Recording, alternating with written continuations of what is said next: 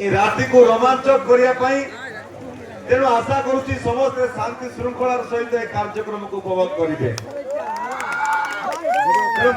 माँ तारिणी पाखे प्रार्थना करी आसी मोर समस्त माँ मौसी मोर समस्त दादा बड़ू खुशी रे नाटक देखा सहित से परिवार सुख समृद्धि रे भरी जाऊ।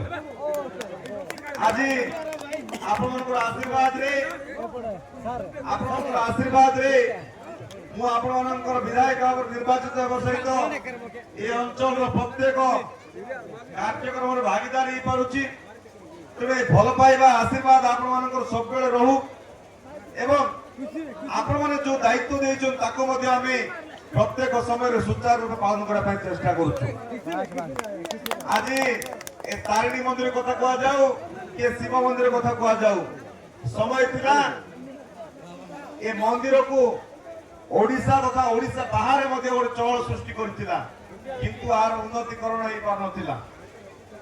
आमे बारंबार ताकू दाबी उपस्थापन करबा सहित विभिन्न चेष्टा करी जिला प्रशासन को एटी फोरम माध्यम रे यार उद्घाटन करबा सहित आर विभिन्न आनुषंगिक व्यवस्था एवं उन्नतिकरण काम को आमे चूड़ांत करि पारलु। तेणु निहाती भाव रे या आपण